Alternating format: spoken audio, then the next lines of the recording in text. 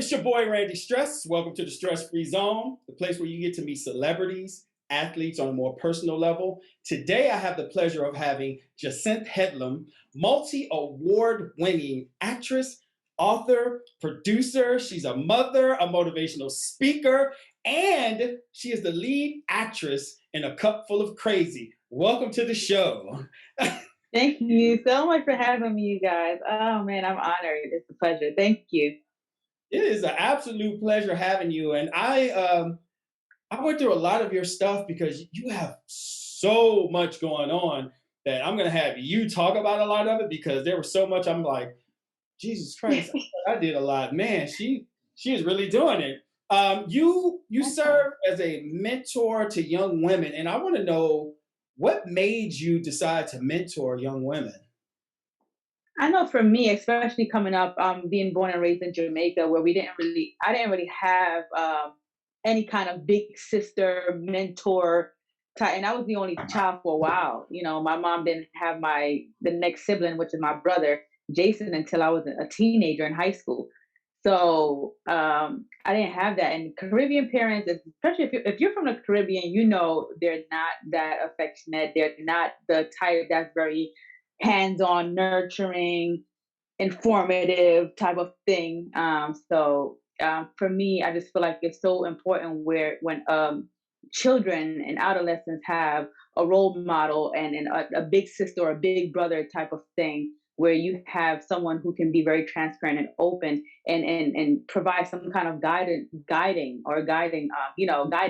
Sorry. So yeah, that to me is important. I don't feel like I had that growing up for sure. So everything I've learned is like by trial and error, pretty much.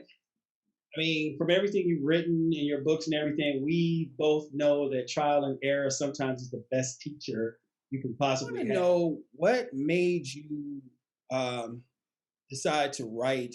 Uh, uh, um, oh my God, I'm losing the name of it right now. The name of your Love book. after, What's that? love after. I don't know why the name Love After. This, I know a couple of really good things in there. You talked about how some of your greatest lessons came from hardship and pain, which Mhm. totally understand that. And what made you write this book? Oh man, if you read Love After, you can definitely see the transformation because when I was writing Love After, I was literally healing and going through that. And Love After for me represented that place of healing and restoration and just finding my voice and finding myself and my finding my identity. Because in my 20, getting married at such a young age and having my first child at 21 while I was in college, it was the blind leading the blind. You got two, babies still wet behind the ears, still, on pacifiers, trying to call themselves grown up and living an adult life. And I just feel like I just wasn't prepared. And next, one thing led to another. In a marriage, when you have two immature young adults trying to live this life, and once again you don't have any kind of guidance, any kind of successful model to follow in terms of a successful marriage and relationship, or even how to successfully deal with a divorce. I mean, a divorce is not successful, but you have different ways and how, a process. There's a process for everything. And so yeah, when I went through my divorce, it was a lot, and especially when you have two young kids involved, it was a very hard time, probably the hardest time in my life, I would say, where I was at a place of just feeling broke and broken, lost. Felt like I was at a place of no return. And Love After was me journaling, me not having all the answers, but just holding on to my faith, me doing the work for counseling, because at a time it was a point where I just didn't feel like life was worth living anymore. So Love After for me was my second chance, my new beginning, and finding out who is Jacinthe. So that's what Love After is. After you've been through anything, any storm in your life, whether it's something traumatic relationship experiences, addiction, whatever that death is that you felt like you had to die from or overcome. there's love after that, and that's what I wanted people to know, that you don't have to stay down. You can turn your message to your message and your pain into your purpose. So that's what love after is. And I knew once I got up, it was my job and my responsibility and my purpose to pay it forward and to help somebody else who might be going through the same thing or have gone through the same thing that I've gone through, but just haven't healed yet.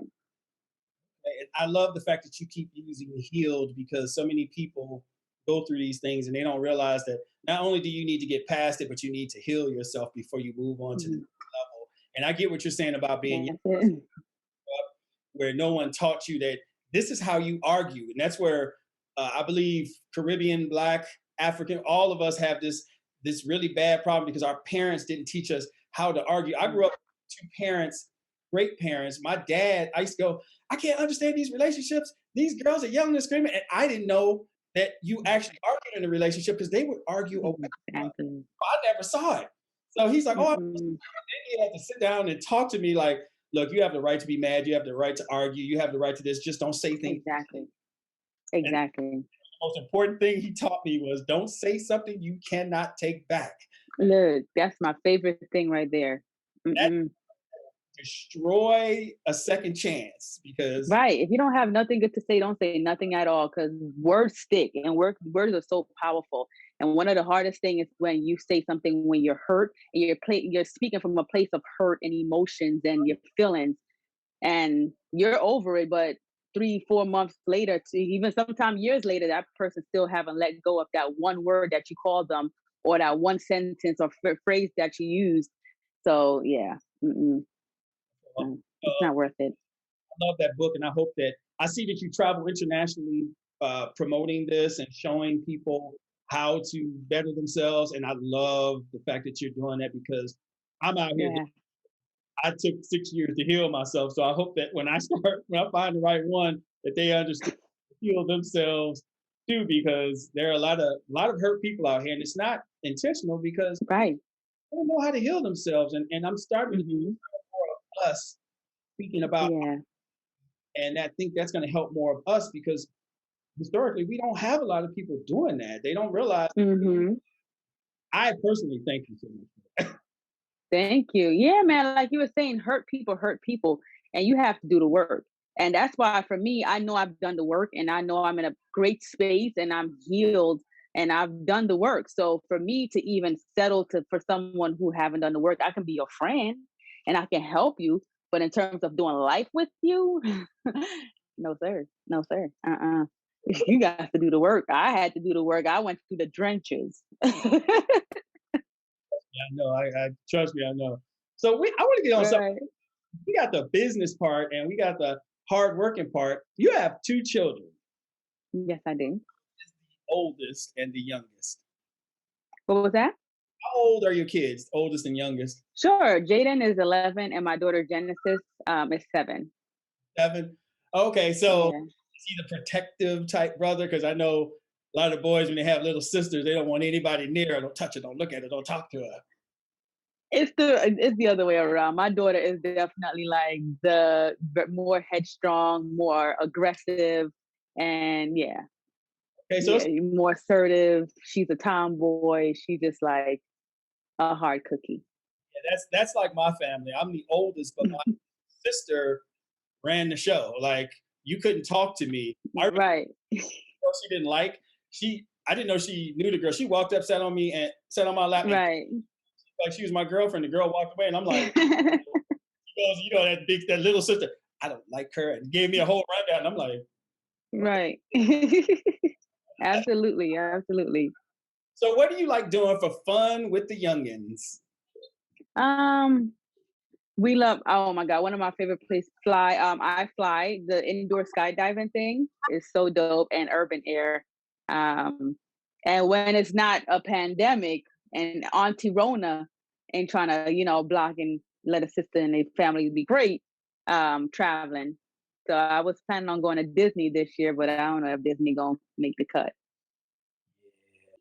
I wanted to go back to Jamaica, and I didn't get a chance to go back for the last summer or this summer. It's not looking like, and I really want to go back because I'm a New Yardie, so I'm learning my heritage. A guy that I met there who showed me around. Like I went to real Jamaica. I didn't do the resort thing, and I just kind of Oh. came back. And my friends who are from Jamaica were like, "We didn't know you were going by yourself. Next time you go, we want you to go to our family and this and that. We'll come." But it was amazing. I felt so Mm. Jamaican. I could climb the tree and clap my own coconut. Oh my gosh. Yeah, it's crazy because I'm from Jamaica and I've never experienced the tourist side of Jamaica. What pushes you to just keep going no matter what people say? Hmm. I think what pushes me is the fact that you can be here today and gone tomorrow. And you can be up on here and on your face tomorrow. So for me is I try to stay present and take every day at its fullest. And I try to literally live every day like it's my last. So I keep going. I don't, I know sometimes it's hard because I'm like impatient and I want what I want it now.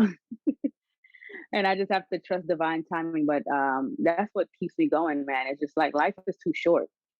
And I've wasted a lot of years trying to live in other people's shadow and other people's expectations of what they think I should be and how they think I should turn out.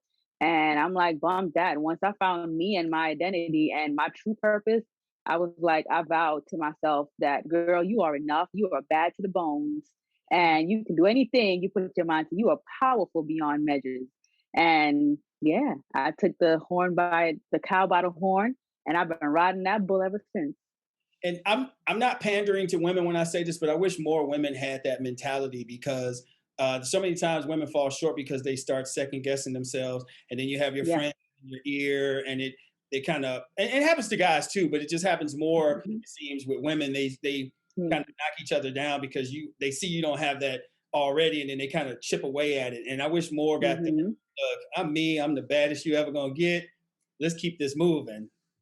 Yes, exactly. I mean, I always say you're the best investment um you can make. Like I can invest and bank on me all day, every day.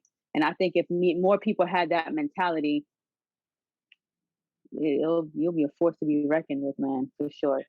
There you go. And, normally I start my show off with this question, and I kind of got caught up in everything you were doing. But I want to know, what do you want people to know about you? Hmm. And I'm just like them, a sister out here with a dream, just trying to make it like everybody else. And I think the difference between you and me or anyone else is that time just hasn't caught up to you yet, or me, or for like one of my favorite actors, Angela Bassett. That's like my hero. We the same type of women.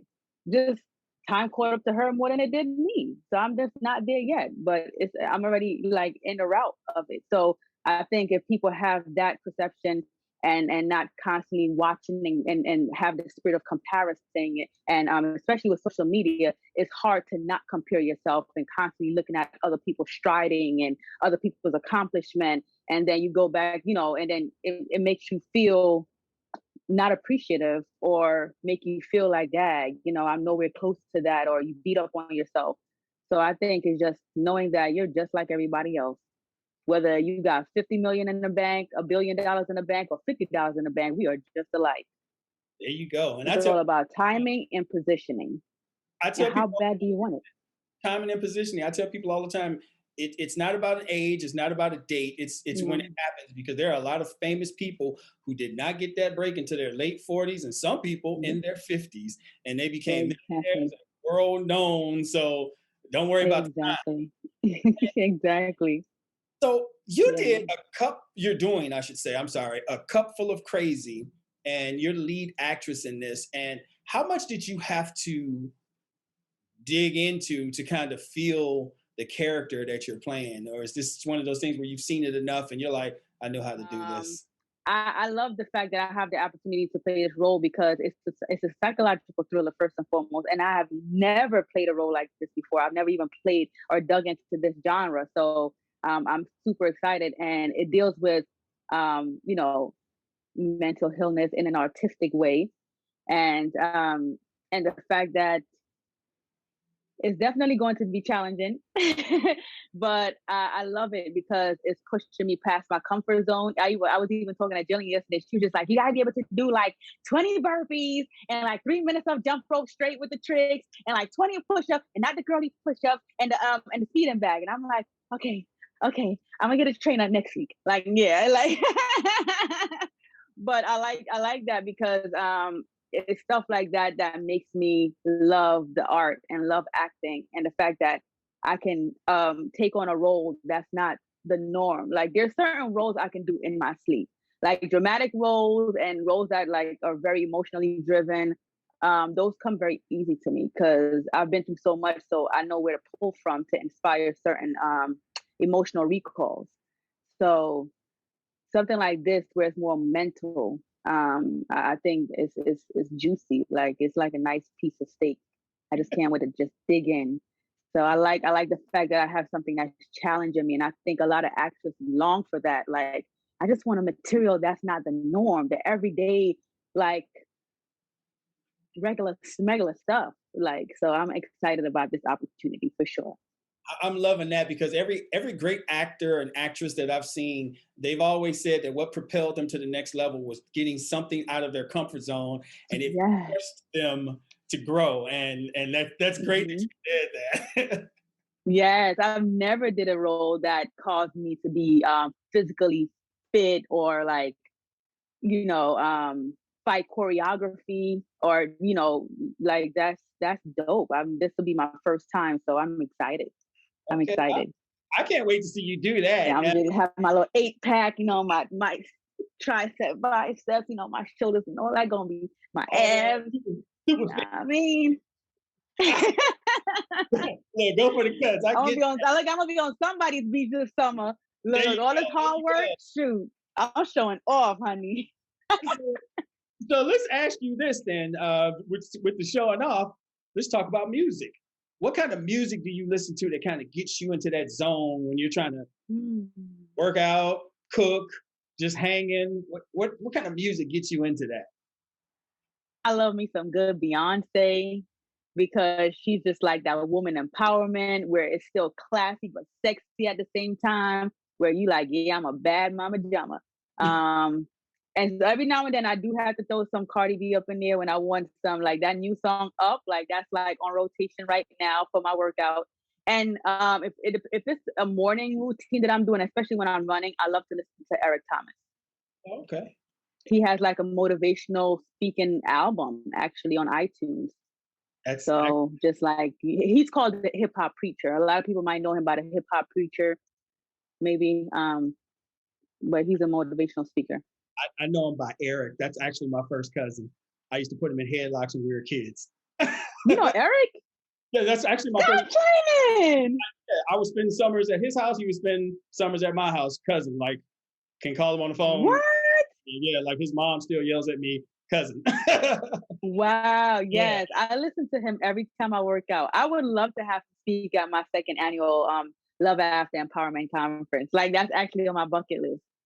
So that would be Talk amazing. to you if I can make an introduction to everybody else. I can Yes. introduce you, so don't call me because he's gonna get me and cuss me out. So do not reach out to me asking to meet my cousin. No. Uh, Thank you, man. so if you could have a conversation with anyone, famous or not, living or not, who would it be?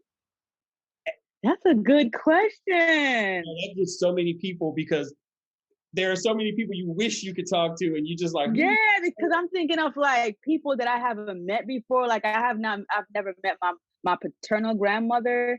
I've never met my maternal grandfather. So like I would at least like to talk to them. okay, okay.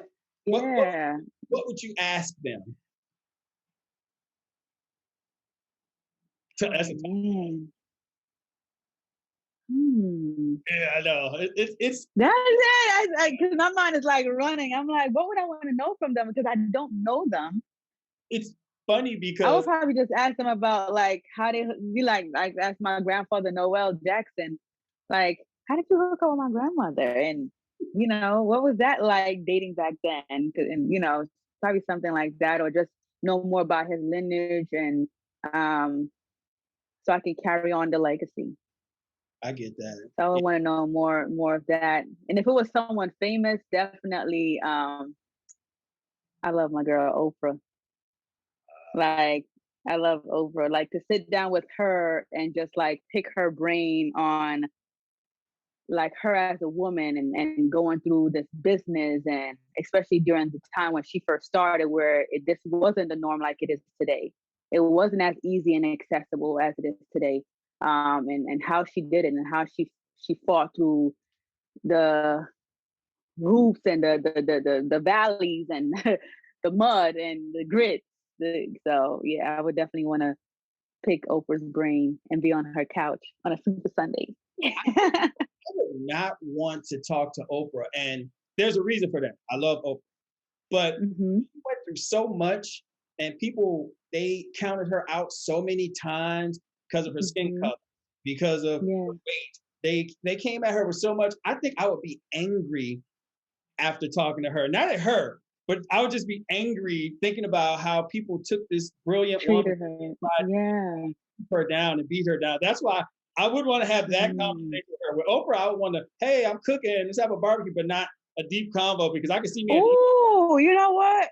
That's fun too. I would probably want to have like an experience, like you were saying, like have like a ladies' night, and who are her and Angela Bassett, and a few of the other ladies that I really look up to for sure. Shirley Ralph. Oh, I love Shirley Ralph.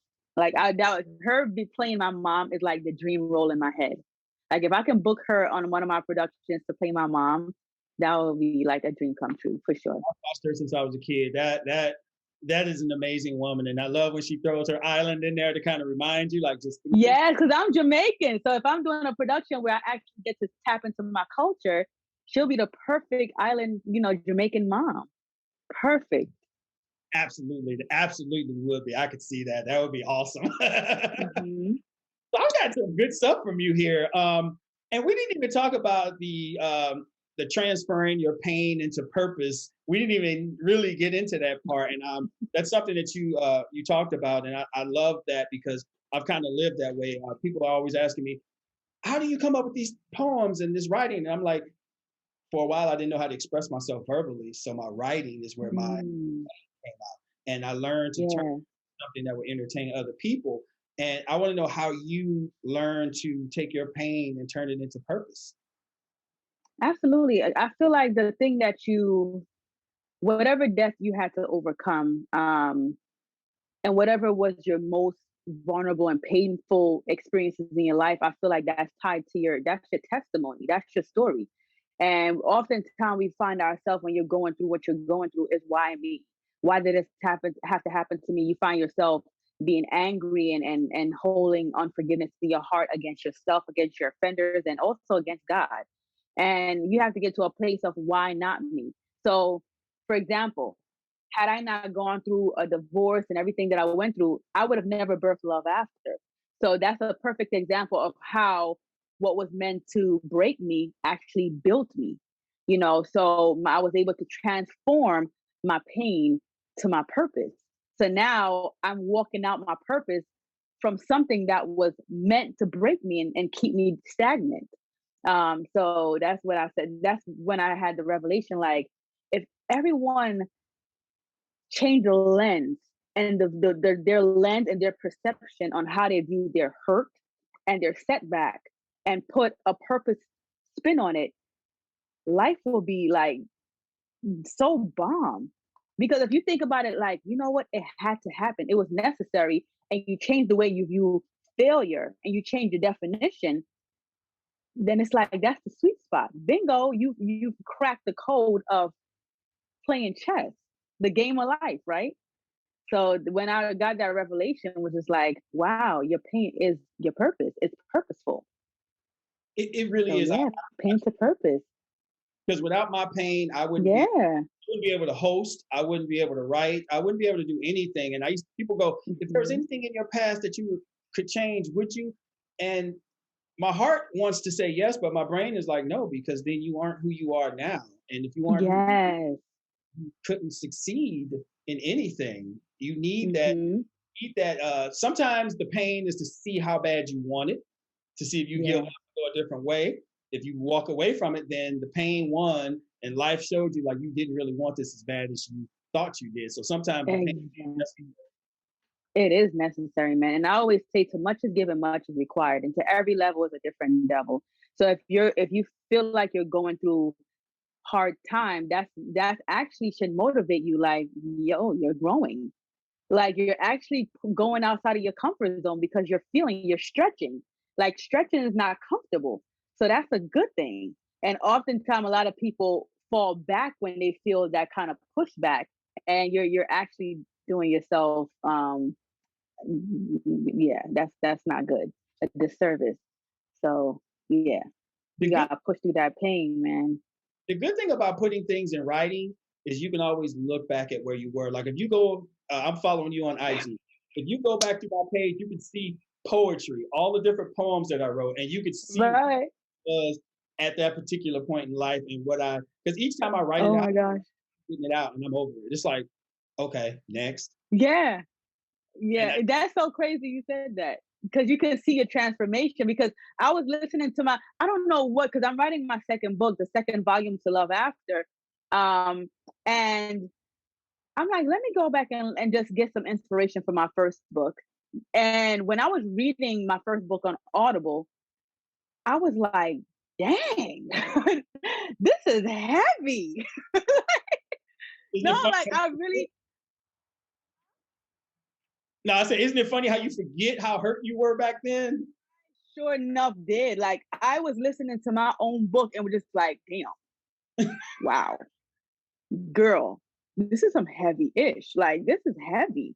Like, honey, I wanted to get my own self like some tissue and like put myself on my own bosom. Like, whoo, this is heavy, especially the first few chapters. Like, why me? I'm like, damn, I was getting mad all over again just reading that. But it's just like you said, you see the transformation, and I'm looking at where I was 3 4 years ago, and just looking at that and just seeing how I am now, and it's like I've blossomed and I've went from a like the transformation of a butterfly. It's like, wow, I'm seeing my wings now, and I'm seeing my colors now, and I'm seeing how beautiful I am now. And it's like, whew, paint to purpose, honey. Flop, flop, fly, fly, honey. I do love that because you're angry at that moment, and I tell people all the time, don't focus on where you are now. Think about where you're going to Mm-hmm. be. Get past this. You think it's the end of your world right now, but once you Mm-hmm. get past it and cross over, like you get to like where we are now, where you're like, man, I forgot I was that hurt at that point. I'm all la I la la. did. Oh, it was all right. Now I'm like, ooh, it was worse than I remember. Right, right. Yeah, when like you said, when you look back, you're like, ooh, it's not familiar like that anymore. And Yeah, that's a beautiful thing. That means you've grown. and that's what it's So all about, growth. yeah. That brings me to another question, and Yeah. it's not about growth. Hey. About what you just did. What makes you smile in your private life? Because I've been seeing that smile. Um, I'm like, what makes you smile in your private life? hmm. I think just life in general, man, like especially with the pandemic. The pandemic was like have it was purposeful for me, and I know it's very rough for a lot of people, and even my family. A few family members had it in my family. Thank God they bounced back, and I have lost like 3 friends from it.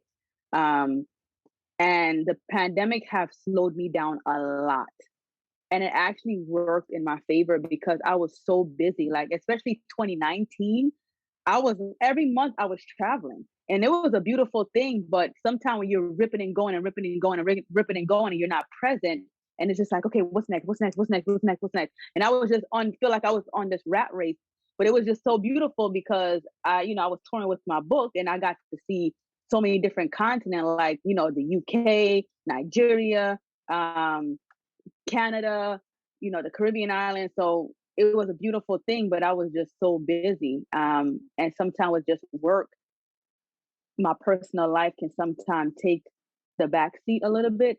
And even me. So I was so much in work mode where 20 Miss Rona had to sit me down real quick last year, and you know really gave me that reflection moment. Like last year was the year of reflection for me. Like I'm so happy for the stillness. Like I appreciate it so much.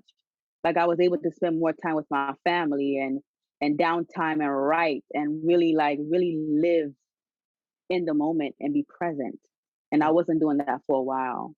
And that's an important thing. So many people were focused so much on how bad everything was, they didn't take time Hmm. to refocus themselves. Like I wrote Yes. different projects, and I started doing this, and there were so many things because I'm in LA and all my family's in Chicago, so I'm like Mhm. alone out here. So instead of focusing on I'm by myself, I'm alone.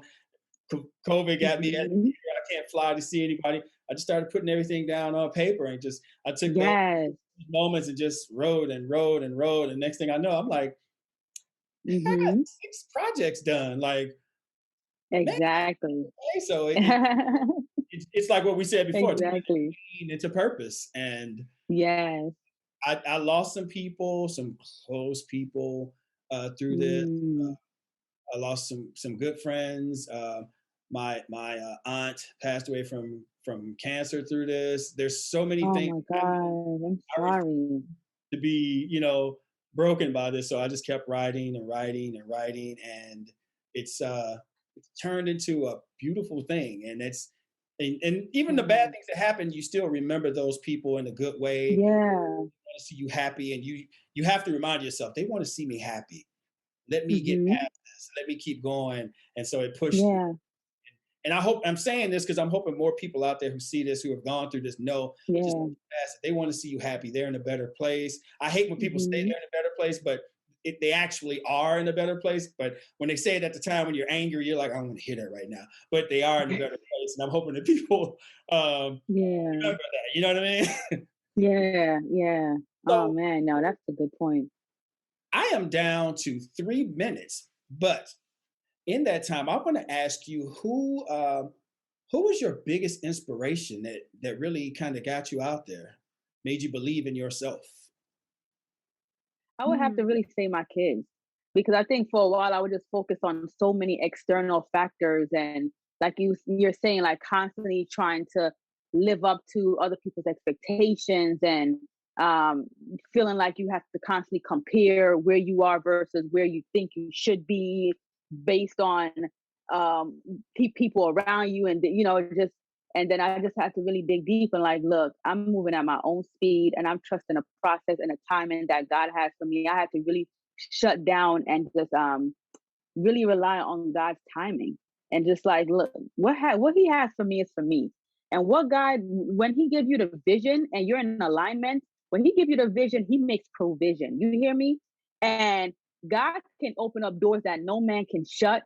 And what can take you 10 years can take me 1 month. What can take you 3 years can take me 3 months. And that happens when you know you're in alignment and you're walking in purpose and living in purpose for purpose. And I just had to really go back and my kids, like I had to refocus and like I said, 2020 really helped me to reset and refocus and really go back to the drawing board and see like what are my whys, what's driving me daily. Um, it can't be money because you can have that today and gone tomorrow. I had it and I lost it, you know. So my kids, just I'm at a place right now where I'm really focusing on love and legacy. Okay, Like okay. those are my thing right now. Like love and legacy. Like those are two things that cannot be bought, and it's so easily underestimated. Love and legacy.